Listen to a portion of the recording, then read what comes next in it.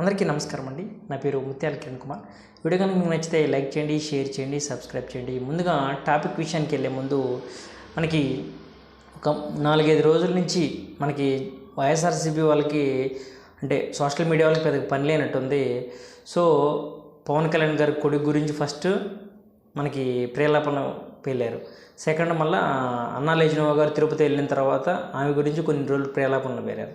ఇప్పుడు మూడోది ఏంటంటే మనకి వాళ్ళు పవన్ కళ్యాణ్నే టార్గెట్ చేస్తున్నట్టుంది. ఎందుకంటే మనకి పవన్ కళ్యాణ్ గారే మనకి వాళ్ళు ఓడిపోవడంలో ముఖ్య పాత్ర పోషించారు కాబట్టి సో ఆయన్నే టార్గెట్ చేస్తున్నారు. ఇప్పుడు మూడో విషయం ఏంటంటే సో మనకి పవన్ కళ్యాణ్ గారు మనకి మార్క్ శంకర్కి సింగపూర్లో అగ్ని ప్రమాదం జరిగినప్పుడు అదే రోజు మనకి పవన్ కళ్యాణ్ గారు సో అరకు పర్యటనలో ఉన్నారు కదా.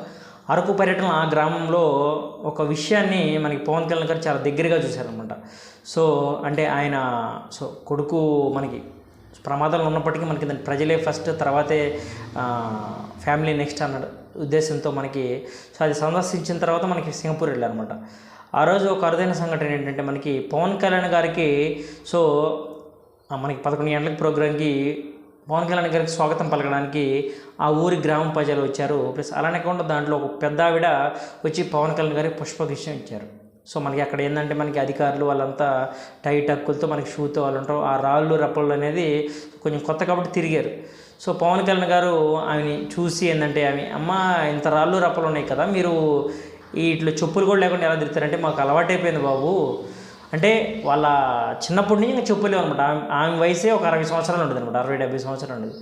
ఆమెకి చిన్నప్పటి నుంచి లేదంటే అంటే మనకు స్వతంత్రం వచ్చిన భారతదేశం వాళ్ళు చెప్పులు వేసుకోలేదు అనమాట. వాళ్ళ ఊరిలో నాకు తెలిసి ఎవరో అరకొర మంది ఏమో తెలియదు కానీ సో అంటే వాళ్ళ ఊర్లో చెప్పులు వేసుకునే వాళ్ళు ఎవరిదనమాట. సో ఈ విషయాన్ని పవన్ కళ్యాణ్ గారు గ్రహించి సో మనకేంటంటే అంటే వాళ్ళ స్థితిగతులు తెలుసుకొని వాళ్ళ ప్రాబ్లమ్స్ అవన్నీ తెలుసుకొని వాళ్ళ మీటింగ్స్లు అవన్నీ తెలుసుకున్న తర్వాత సో పవన్ కళ్యాణ్ గారు మనకి అక్కడ ఉపాధి కూలీ అంటే ప్రతి గ్రామంలో ఉపాధి కూలీ పనులు జరుగుతాయి కదా. సో దాని ఇన్ఛార్జిని మనకి వాళ్ళ చెప్పుల జతల సైజులు కనుక్కోమని ఆదేశించారనమాట. సో వాళ్ళ చెప్పుల జతల సైజులన్నీ కనుక్కొని సో పవన్ కళ్యాణ్ గారు నోట్ చేసుకొని సో మనకి ఇలాంటి అరకు పర్యటనలు మనకి పవన్ కళ్యాణ్ గారు సో ఆయన ఒక నిబద్ధత గల నాయకుడు అనే విషయాన్ని సో మనకి సో తెలుగు ప్రజలు కూడా మనకి యావత్ ప్రపంచం మనకి గుర్తిస్తుంది అనమాట. ఎందుకంటే పవన్ కళ్యాణ్ గారు ఫస్ట్ మనకి అరకు పర్యటనలో అంటే అరకు మన్యం జిల్లాల పర్యటనలో మనకి సో మనకి ఆయనకి అఫీషియల్గానే కాకుండా అఫీషియల్గా వర్క్ చేయకుండా చేసినప్పటికీ మనకి అన్అఫీషియల్గా మనకి పవన్ కళ్యాణ్ గారు వచ్చినప్పుడు మనకి ఆ గ్రామ ప్రజలు వాళ్ళకి సో వాళ్ళ మా ఊరిని సందర్శించి మాకు కొంచెం స్కూల్ అవన్నీ కట్టించండి అంటే మనకి ఆయన సొంత నిధులతో మనకి ప్రస్తుతం సో ఆ స్కూల్ కానీ ప్లస్ మనకి దానికి కాంపౌండ్ వాల్ కానీ ప్లస్ ఆడవారికి మనకి సో బాత్రూమ్ ఫెసిలిటీస్ కానీ అవన్నీ మనకి పవన్ కళ్యాణ్ గారు సొంత నిధులతో చేస్తున్నారు. సో అదొక ఎత్తైతే ప్రజెంట్ మనకి ఏంటంటే అంటే ఇది చాలా చిన్న విషయమే. సో స్పాన్ ఆఫ్ నాకు తెలిసేంత చెప్పుల ధర వచ్చేసి 300-400 ఉండిద్దేమో. సో ఒక 3,400 మందికి sorry subject to correction. So 345 మందికి సో మనకి వాళ్ళకి చెప్పుల జతలు కనుక్కొని సో మనకి నోట్ చేసుకునేది చాలా చిన్న విషయం అయినప్పటికీ మనకి వాళ్ళకి పవన్ కళ్యాణ్ గారు మనకి సొంత నిధులతో ఆయన పేషి నుంచి మనకి సో 345 జతల చెప్పులు మనకి ఆడవారికేమో సో తెల్లవి ప్లస్ మగవారికేమో నల్లవి సో వాళ్ళ సైజులు అనుగుణంగా మనకి సో వాటి స్టిక్కర్స్ మీద వాటి మీద క్లియర్ కట్గా రాసి సో అక్కడికైతే పంపించారు. సో మనకి అంటే ఇది సో నేషనల్ మీడియాలోను సోషల్ మీడియాలోను ప్లస్ అలానే మనకి తెలుగు మీడియా అన్ని ఛానల్స్లో ప్లస్ యూట్యూబ్ ఛానల్స్లో అందరూ సో దీని మీద వీడియోస్ చేస్తున్నమాట. సో ఇది చిన్న విషయమే కదని మనం కూడా పెద్దగా చేయలేదు. సో అంటే ఈ విషయాన్ని మనకి సో వైఎస్ఆర్సీపీ వాళ్ళు ఎలా చేస్తున్నారంటే సో మా అన్న మనకి ఎంతో పెద్ద మనకి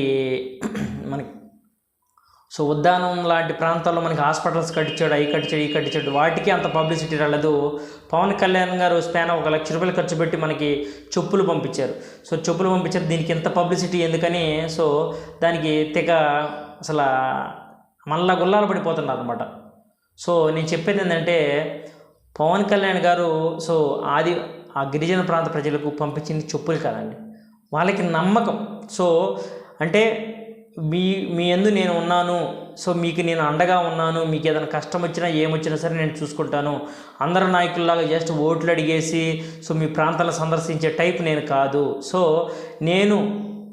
మీరు నాకు ఓట్లు అయిపోయినప్పటికీ, మీ ప్రాంతంలో మా ఎమ్మెల్యేలు గెలవపోయినప్పటికీ అయినా సరే నేను ఒక నిబద్ధత గల నాయకుడిని, సో కొన్ని విలువలతో కూడిన నాయకుడిని మాత్రం కాబట్టి మనకి ఇక్కడికి వచ్చి మీతో పాటు మనకి 2 నెలలకి 3 నెలలకు ఒకసారి స్టే చేసి వన్ డే మనకి అభివృద్ధి కార్యక్రమాలు అవన్నీ జరిపించేసి సో అలా మీకు నేను అండగా ఉన్నాను. సో అలానే కాకుండా మనకి అక్కడ మనకి ఆ ప్రాంతంలో మనకి జరిగిన సభలో మనకి ఆ ప్రాంతానికి తన సొంత నిధులకి 5 లక్షల రూపాయలు మనకి ఏదైనా సరే మనకి సో కమ్యూనిటీ హాల్ కానీ అవి కానీ ఇవి కానీ కడతామని కూడా ఒక ప్రామిస్ చేశారనమాట. అంటే వాళ్ళకి ఇస్తున్న భరోసా ఏంటంటే మనకి సో పవన్ కళ్యాణ్ పంపించింది చెప్పులే కదా, దీనికి ఇంత పబ్లిసిటీ ఎందుకని అందరూ అనుకుంటున్నారు. అంటే మీరు అక్కడ చెప్పులు చూస్తున్నారు, నేను వాళ్ళకి పంపిన నమ్మకాన్ని, వాళ్ళకి ఇచ్చిన భరోసాని, నేను మీకు ఉన్నాను అన్న యొక్క నిబద్ధత గల నాయకుడి యొక్క లక్షణాన్ని నేను చూస్తున్నాను అనమాట. సో అంటే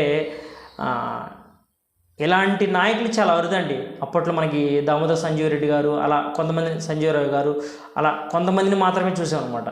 సో ఆ కోవకు చెందినటువంటి నాయకుడు పవన్ కళ్యాణ్ గారని చెప్పాలి. అంటే ఇంకా ముందు చేయాల్సినవి చాలా ఉన్నాయి.